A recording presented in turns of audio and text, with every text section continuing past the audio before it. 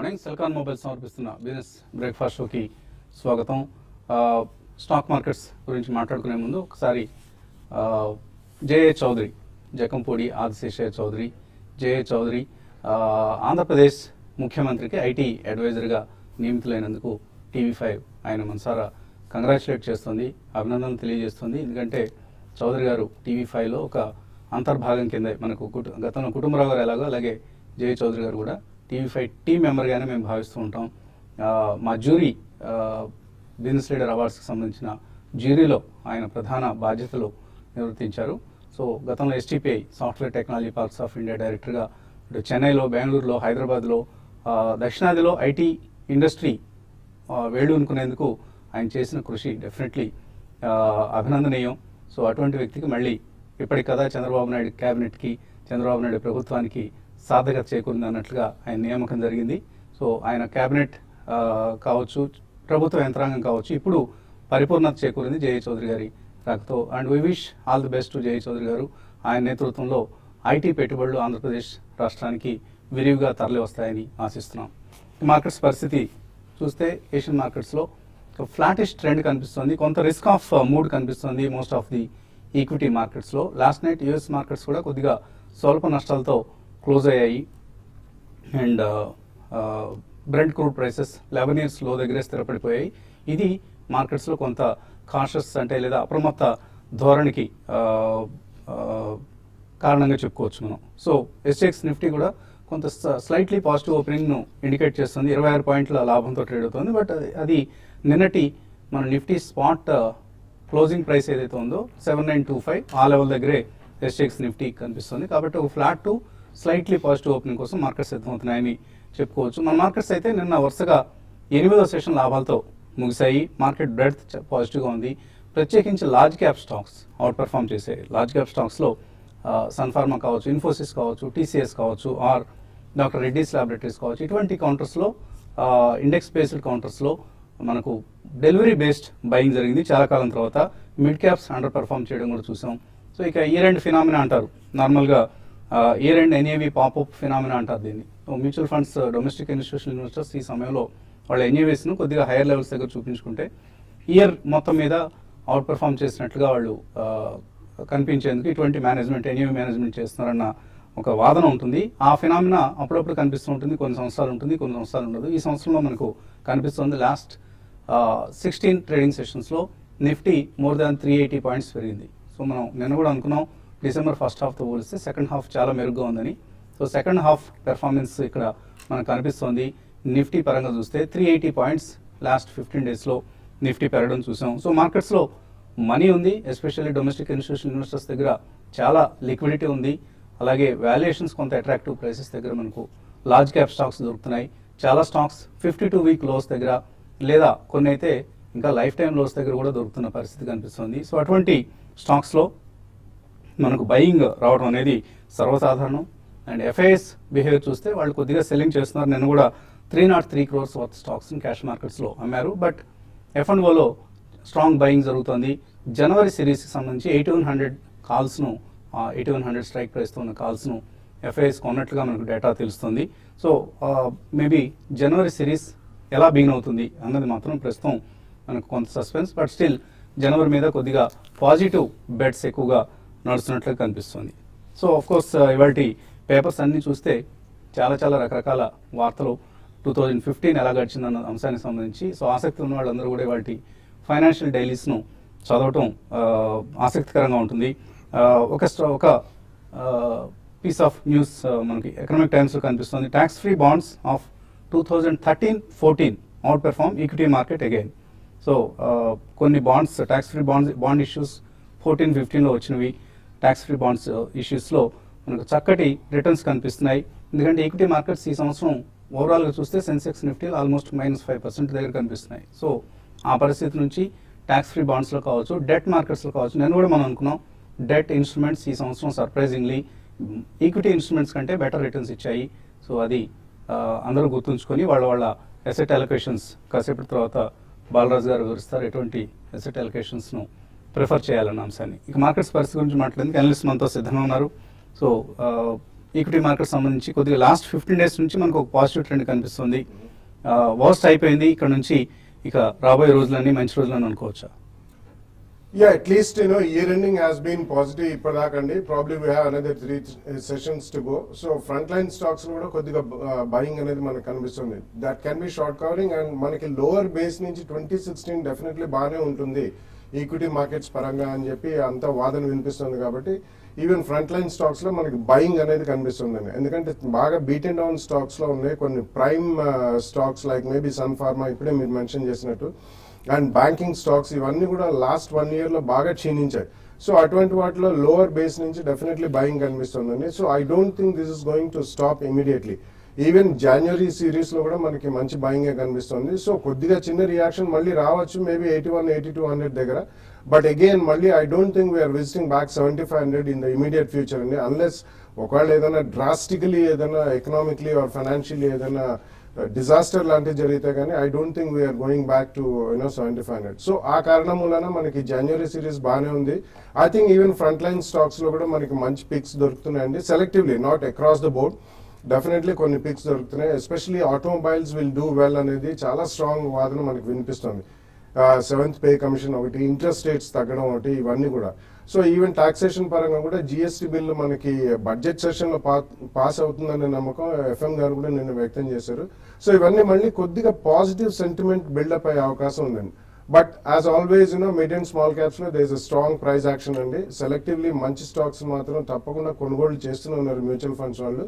Because మనకి inflows into mutual funds in the last 1 year has been absolutely the best in the last 1 decade అని చెప్పాలి. ఎందుకంటే markets continuously మనకి జనవరి to December దాకా క్షీణిస్తూనే ఉన్నాయి, కానీ ఎస్ఐపి రూట్ ద్వారా వస్తున్నాయి కాబట్టి ఇది సస్టైన్ అవుతాయనే నమ్మకం చాలా మందికి ఉందండి. So it's a trend change అని చెప్పుకోవచ్చు. So I think 2016 should be good. Even front line should do well అండి. సెలెక్టివ్లీ ఫ్రంట్ లైన్స్ లో కూడా కొనొచ్చు, apart from mid and small cap and micro cap stocks. ట్రేడర్స్కి ఎటువంటి సలహా ఇస్తారు? ఎక్స్పైరీకి ఇంకా 3 రోజుల వ్యవధి మాత్రమే ఉన్న నేపథ్యంలో చూడండి, ఎక్స్పైరీ అయితే చాలా స్ట్రాంగ్గా, అంటే లాస్ట్ సిరీస్తో కంపేర్ చేసుకుంటే ఫ్లాట్గానే ఉంది ఇప్పటికి నిఫ్టీ కూడా. అయితే కొంచెం లాస్ట్ మనకి 2-3 ట్రేడింగ్ సెషన్ నుంచి చాలా స్ట్రాంగ్ బౌన్స్ బ్యాక్ చూసాము. అయితే ఇక్కడ లాస్ట్ 2 daysలో కొంచెం మిడ్ క్యాప్ కన్నా లార్జ్ క్యాప్ అవుట్ పర్ఫార్మ్ చేసింది. కాబట్టి మనం గతంలో 2-3 సార్లు కూడా చెప్పడం జరిగింది లాంగ్ పొజిషన్స్ క్యారీ చేయమని. ఈవెన్ నెక్స్ట్ 1 or 2 days కూడా మార్కెట్స్ స్ట్రాంగ్ ఉండే అవకాశం ఉంది. ఈవెన్ గ్లోబల్ మార్కెట్స్ కూడా బాగా స్ట్రాంగ్ ఉన్నాయి. అయితే స్టాక్ స్పెసిఫిక్ యాక్షన్ అనేది నెక్స్ట్ 2-3 రోజుల్లో మనకి చోటు చేసుకునే అవకాశం ఉంది. ఎందుకంటే F&O క్లోజింగ్ అనేది మేజర్గా డామినేట్ చేస్తుంది. అయితే వాల్యూమ్స్ పరంగా చూస్తే కొంచెం వాల్యూమ్స్ తక్కువగా కనపడుతున్నాయి. అయితే ఎఫ్ఐస్ యాక్టివిటీగా చూస్తే నిన్న స్టాక్ ఫీచర్స్లో బయింగ్ చూసాము. ఈవెన్ ఇండెక్స్ ఆప్షన్స్లో కూడా 8000కి కాల్కి బాగా నెక్స్ట్ మంత్ కాల్కి కొంచెం ఓపెన్ ఇంట్రెస్ట్ పెరగడం చూసాము. సో ఇవన్నీ దృష్టిలో పెట్టుకుంటే ఇంకా షార్ట్స్ అనేది మార్కెట్లో ఉన్నాయి. అయితే కొంచెం ఇండెక్స్ ఫ్యూచర్లో మాత్రం కొంచెం సెల్లింగ్ అనేది చూసాము. బట్ ఓవరాల్ ట్రెండ్ పరంగా చెప్పాలంటే ఇంకా లాంగ్ అనేది సజెస్ట్ చేస్తాను. అయితే ఇటువంటి పరిస్థితుల్లో ఆల్రెడీ ఇండెక్స్ స్టాక్స్ కూడా పెరిగాయి కాబట్టి ఏవైతే బీట్ అండ్ డౌన్ స్టాక్స్ ఉంటాయో అవి కూడా పొజిషనల్ ట్రేడర్స్ ఇంట్రాడేగా 1 or 2 days కాకుండా పొజిషనల్ ట్రేడింగ్ కోసం బై చేసుకోమంటాను. అందులో భాగంగా BHAలో ఒకటి బాగా మనకి చూసే 165 లెవెల్స్ దాకా వచ్చింది. దాన్ని నెక్స్ట్ ఒక 1 week 10 days కోసం దాన్ని బై చేసుకోవచ్చు. అదేవిధంగా డిష్ టీవీ ఒకటి కూడా 98 పైన కానీ సస్టైన్ కాగలిగితే దాన్ని కూడా బై చేసుకోవచ్చు. మరి ముఖ్యంగా ఇంట్రాడే కోసం అయితే మాత్రం ఈరోజు ONGC ఒకటి 240 లెవెల్స్ బిలో ఉంటే దాన్ని సెల్ చేయమంటాను. 242 దగ్గర స్టాప్ లాస్ పెట్టుకోమంటాను.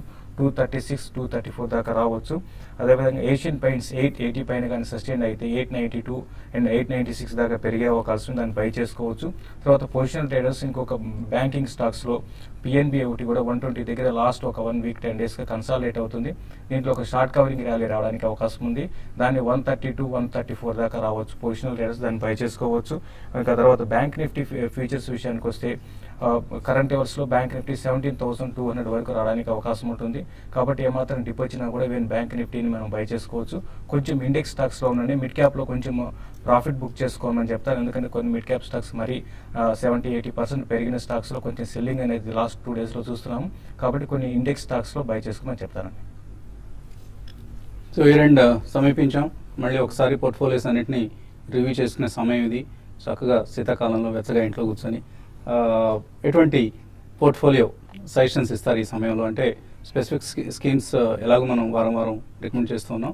సో ఇయర్ ఎండ్కి సంబంధించి కూడా మళ్ళీ మనం 31st and 1st సమయంలో ఎసెట్ ఎలికేషన్స్ సంబంధించి మనం మరికొన్ని జాగ్రత్తలు ఇవ్వబోతున్నాం. ఈ నేపథ్యంలో ఒక్కసారి బిజినెస్ బ్రేక్ఫాస్ట్ షో వ్యూవర్స్కి ఎటువంటి సలహా ఇస్తారు?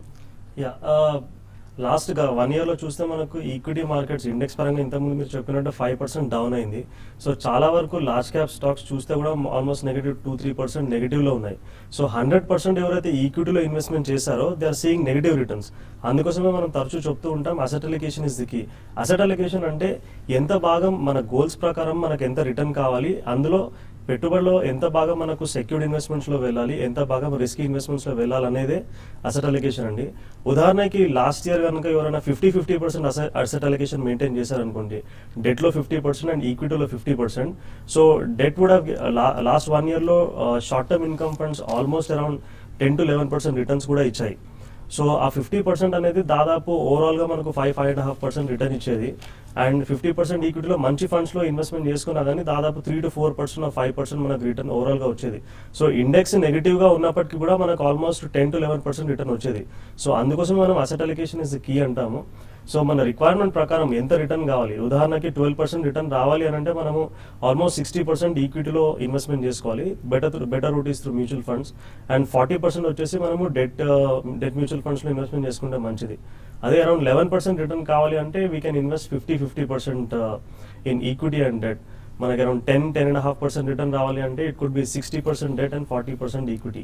సో ఈ అసెట్ అలికేషన్ మెయింటైన్ చేస్తూ depending upon the market situations ఎప్పుడైతే మనకు ఈక్విటీ ఇంక్రీజ్ అవుతుందో మనం అనుకున్న అలికేషన్ కంటే, so it is time to book some profits and transfer in to debt. Market పడ్డప్పుడు మనకు డెట్ అలొకేషన్ ఎక్కువగా ఉంటుంది, ఈక్విటీ అలొకేషన్ తక్కువ అయిపోతుంది. అలాంటి టైంలో మనం డెట్ నుంచి ఈక్విటీకి షిఫ్ట్ చేసుకోవాలి. ఇది ఇలా మనం అట్లీస్ట్ వన్స్ ఇన్ 6 months చేసుకుంటే కనుక మనకు మార్కెట్లో మంచిగా పర్ఫామ్ చేయకున్నా కానీ we will get the desired return to achieve the goals అండి. సో ఇప్పటికప్పుడు పోర్ట్ఫోలియోస్ని రివ్యూ చేసుకోవడం అనేది at least short to medium term ఇన్వెస్టర్స్కి అత్యవసరం. లాంగ్ టర్మ్ వాళ్ళు ఎనీవే 5 to 10 years ఎవరైతే ఎంత ఇన్వెస్ట్ చేసేవాళ్ళు అంత తరచుగా రివ్యూ చేసుకోవాల్సిన అవసరం ఉండదు. ఉదాహరణకి ఇందాక మనం అనుకున్నట్లుగా tax free bonds last 1 to 1.5 yearsలో చాలా అవుట్ పెర్ఫామ్ చేసాయి బోత్ సెన్సెక్స్ అండ్ నిఫ్టీని. ఫర్ ఇన్స్టెన్స్ సెన్సెక్స్ జనవరి 14 నుంచి ఇప్పుడు దాకా 21% రిటర్న్ ఇచ్చింది. అంటే 14లో మంచి రిటర్న్స్ వచ్చాయి, 15లో ఆఫ్ కోర్స్ ఒక బ్యాడ్ ఇయర్గా నిలిచిపోయింది సెన్సెక్స్ పరంగా చూస్తే. సో అదే ఎన్హెచ్ఏ బాండ్స్లోనో లేదా ఎన్హెచ్బి బాండ్స్లోనో లేదా హడ్కో బాండ్స్లోనో పవర్ ఫైనాన్స్ కార్పొరేషన్ బాండ్స్లోనో ఇలాంటి వాటిలో ఇన్వెస్ట్ చేసిన వాళ్ళకి ఎనీవేర్ బిట్వీన్ 26 to 34% రిటర్న్స్ వచ్చాయి. సో ఇటువంటి రిటర్న్స్ బాండ్ మార్కెట్స్లో కూడా ఉంటాయి కాబట్టి మనం కేవలం ఈక్విటీ మార్కెట్స్నే పూర్తిగా ఆశ్రయించడం అనేది కరెక్ట్ పద్ధతి కాదు. సో పోర్ట్ఫోలియోస్ని ఒక మిక్స్తో రూపొందించుకోవడం, బోత్ ఈక్విటీ డెట్ని కలిపి రూపొందించుకోవడం అత్యవసరం. ఇన్వెస్టర్స్ నుంచి కాల్స్ అలాగే మెయిల్స్ కూడా తీసుకునే ముందు కాసేపు ప్రకటనలు. సెల్కాన్ మొబైల్ సమర్పిస్తున్న బిజినెస్ బ్రేక్ఫాస్ట్ షోకి తిరిగి స్వాగతం. సో అనలిస్ట్ కుటుంబరావు గారు మనం పలకరించడానికి స్టూడియోకి ఇచ్చేశారు. So I request to seat here. ఇక కాలర్స్ లైన్లో ఉన్నారు. మొదటి కాలర్ అమలాపురం నుంచి రాజు లైన్లో ఉన్నారు. హలో సార్, నమస్తే అండి. నమస్తే రాజు గారు, చెప్పండి. సార్, అంటే వాళ్ళ శేషి గారు ఓన్ చేసే సెల్లింగ్ అంటే ఇంటర్డే గురించి సెల్లింగ్ చేసుకున్నారండి. ఓన్ చేసే సబ్సిడీ గురించి ఇచ్చారండి. అంటే ఓన్ చేసే వాళ్ళ ఖరీదంటారండి. ఓఎన్జీసీ అండి ఇది ప్యూర్ మనం ఏంటంటే టెక్నికల్ ఫ్యాక్టర్స్ బేస్ చేసుకొని సెల్ కాల్ ఇవ్వడం జరిగిందండి. ఇప్పుడు ఆల్రెడీ మనం చూసాం ఇది 240 లెవెల్స్ నుంచి పెరగడం చూసాము. కాబట్టి 240 and 244 జోన్ అనేది కొంచెం సెల్లింగ్ ప్రెషర్ వచ్చే జోను. కాబట్టి ఈ లెవెల్లో కొంచెం 240 బిలో ఉంటే మీరు సెల్ చేయమని చెప్తాను.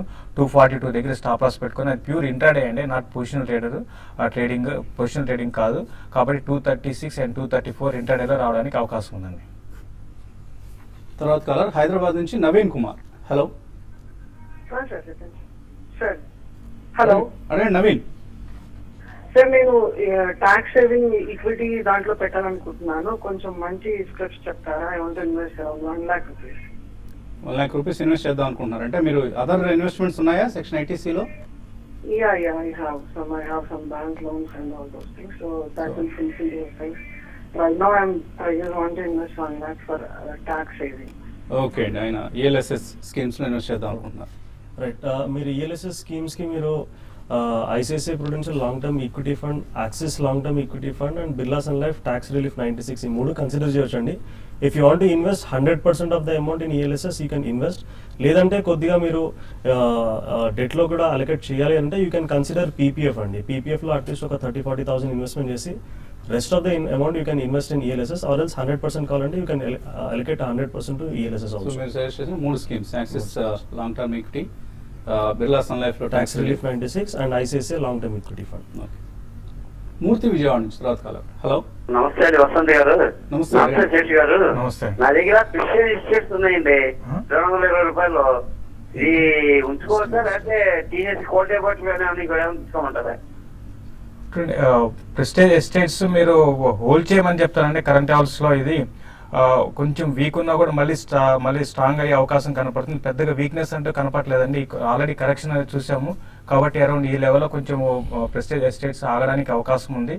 మీరు 182, 184 దగ్గర స్టాప్ లాస్ పెట్టుకోమని చెప్తాను. అయితే పెద్దగా అప్ ట్రెండ్ అనేది ఉండకపోవచ్చు అండి. 204, 204 దాటగలిగితేనే దీంట్లో మేజర్ అప్ ట్రెండ్ ఉంటుంది. 242, 260 రూపీస్ దాకా రావచ్చు అండి. కడప నుంచి సుభాష్ లైన్ లో ఉన్నారు.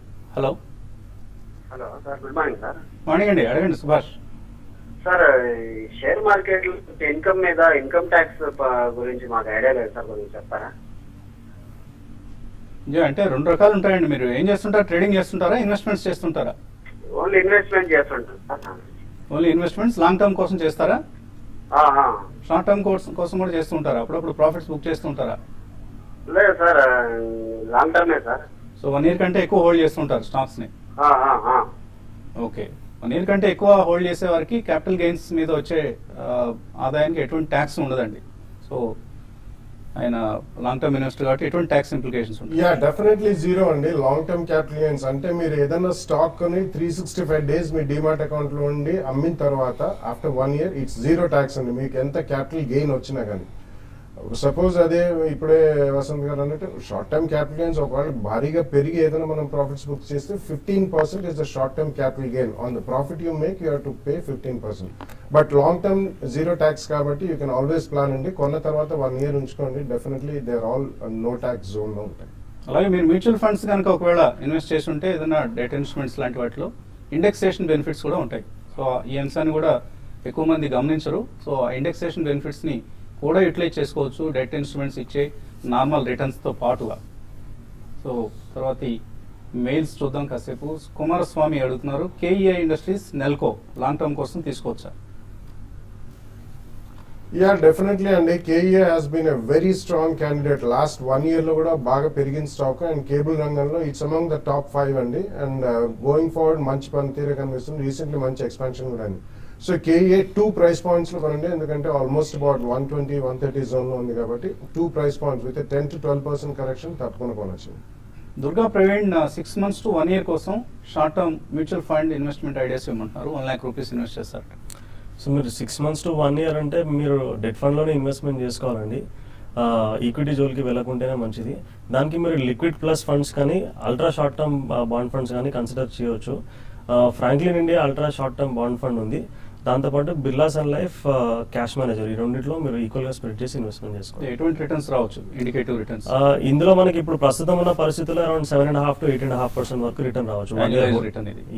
యాన్యువలైజ్ రిటర్న్ 1 year హోల్డ్ చేస్తే కనుక ప్రో రేటాలో 6 నెలలు హోల్డ్ చేస్తే 4% రావచ్చు. And Franklin India ultra short term bond fund లో 3 months ఎగ్జిట్ లోడ్ ఉంటుంది 0.5%. And it has given decent returns in the recent times. So Birla Sun Life Cash మేనేజర్లో ఎటువంటి exit load ఉండదు మీకు. కార్తికేయ గత 4-5 సంవత్సరాలుగా మ్యూచువల్ ఫండ్స్లో ఎస్ఐపి పద్ధతిలో ఇన్వెస్ట్ చేస్తున్నారు. ఎగ్జిట్ మెథడాలజీ అలాగే రీఇన్వెస్ట్మెంట్స్ వీటి గురించి ఎటువంటి జాగ్రత్తలు తీసుకోవాలి? ఓకే, ఇప్పుడు మీరు లాస్ట్ 4-5 years నుంచి ఇన్వెస్ట్మెంట్ చేస్తున్నారు కాబట్టి ఇంతకుముందు మాట్లాడినట్టు అసెట్ అలొకేషన్ చూసుకోవాలండి. మీరు ఇన్వెస్ట్మెంట్ చేసిన ఫండ్స్ అన్ని కూడా మంచిగా పర్ఫామ్ చేస్తే కనుక if it is performing as per your requirement then you should hold that అండి. You don't have to exit that.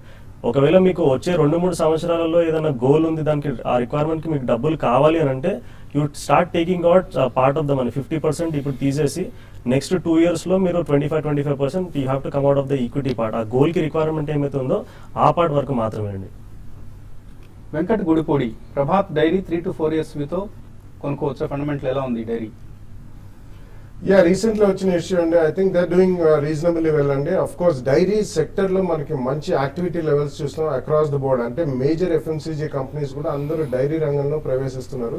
So, milk based derivatives. So, Prabhat Dairy is a small cap company, but going forward, మంచి పనితీరే కనిపించే అవకాశం కనిపిస్తుంది కాబట్టి probably అది కూడా about 2 price points కూడా ఉంది. మాని పర్ఫార్మ్ చేసిన లాస్ట్ 2-3 months నుంచి you can buy it. Kamal Shaikh, Jayakumar Infra, Andhra Bank, ఈ రెండు బయింగ్ సెల్లింగ్ ప్రైసెస్ చెప్పమంటున్నారు, రెండు షార్ట్ టర్మ్ ట్రేడింగ్ కోసం. అంటే ఆంధ్ర బ్యాంక్ అయితే మీరు కరెంట్ లెవెల్స్ లో కూడా మీరు బై చేసుకోవచ్చు అండి. ఒక ర్యాలీ రావడానికి ఇక్కడ నుంచి అవకాశం ఉంది, ఓవర్సోడ్ లో ఉంది, ప్లస్ రిజల్ట్ ముందు కొంచెం ర్యాలీ రావచ్చు. జయకుమార్ ఇన్ఫ్రాన్ మాత్రం వద్దండి, దీనికన్నా వేరే స్టాక్ ని సెలెక్ట్ చేసుకోమని చెప్తానండి. యాక్సిస్ మిడ్ క్యాప్ ఫండ్లో ఎస్ఐపి ద్వారా 2 సంవత్సరాలుగా ఇన్వెస్ట్ చేస్తున్నారు గోపాల్ కొంపల్లి. పర్ఫార్మెన్స్ అంత సంతృప్తికరంగా లేదు. ఎటువంటి మిడ్ క్యాప్ ఫండ్కి స్విచ్ కావచ్చు? లాస్ట్ 1 yearలో ఇది ఆల్మోస్ట్ 2.8% రిటర్న్ ఇచ్చిందండి. కానీ చాలా వరకు మిడ్ క్యాప్ ఫండ్స్ 10 to 15% రేంజ్లో రిటర్న్ ఇచ్చాయి. సో మీకు మిడ్ క్యాప్ ఫండ్ కావాలి, కొద్దిగా వెరైటీ కావాలి అంటే బిర్లా సన్ లైఫ్ ఎంఎన్సీ ఫండ్కి మారొచ్చు అండి. It's multinational companies fund, also ఎక్కువగా మిడ్ క్యాప్ ఎక్స్పోజర్ అందులో ఉంటుంది. అలాగే పప్పు Srinivas, axis long term equity, Franklin India high growth, ICICI focus blue chip, Tata balance fund, ఈ 4 ఉన్నాయని పోర్ట్ఫోలియోలో. ఈ 4 ఫండ్స్ కూడా ఇన్ ద రెస్పెక్టివ్ పర్ఫార్మెన్స్ బాగానే ఉందండి. So you can continue to hold all these funds అండి. లాంగ్ టర్మ్ కోసం వీటిని డెఫినెట్లీ కంటిన్యూ చేయొచ్చు. మనోహర్ రెడ్డి అడుగుతున్నారు, GIC housing finance, Dewan housing, SBI, Snowman logistics ఇవన్నీ హోల్డ్ చేస్తున్నారు. ఇంకొక ఏడాది వెయిట్ చేయొచ్చా, సెల్ చేయొచ్చా? Yeah, I think most of them, all of them are finance related అండి. సో ఐ థింక్ ఈ ఇయర్ కొద్దిగా మనకి లోవర్ బేస్ నుంచి స్టార్ట్ అవుతున్నాం కాబట్టి డెఫినెట్లీ హోల్డ్ చేయమని చెప్తానండి. Probably going forward banks and NBFCs and housing finance companies May do well because interest rates తగ్గుతాయి అండ్ కొద్దిగా కన్జంప్షన్ కూడా పెరుగుతుంది కాబట్టి. నరేంద్ర అడుగుతున్నారు, యామ్టెక్ ఆటో గత 4 రోజులుగా తగ్గడం ఆగిపోయింది, పెరుగుతుంది కూడా, ఏం చేయాలి? కరెంట్ ప్రైస్ దగ్గర కొనుక్కోవచ్చా? ఆమ్టెక్ గ్రూప్ ఓవరాల్ గా మనం చూసాం చాలా క్రైసిస్ లో ఉందండి. మీరు చాలా రిస్క్ అవుతుంది. ఆల్రెడీ మనం చూసాం 30 levels నుంచి పెరిగింది. కాబట్టి దీన్ని అవాయిడ్ చేయండి. దీనికన్నా బెటర్ స్టాక్స్ ఉన్నాయి కాబట్టి అవాయిడ్ చేయమని చెప్తానండి. చాలా మెయిల్స్ మిగిలిపోయాయి కానీ సమయం కూడా మించిపోయింది. ఇది ఇవాల్టి బిజినెస్ బ్రేక్ఫాస్ట్ షో. మధ్యాహ్నం స్మార్ట్ ఇన్వెస్టర్లు మళ్ళీ కలుద్దాం.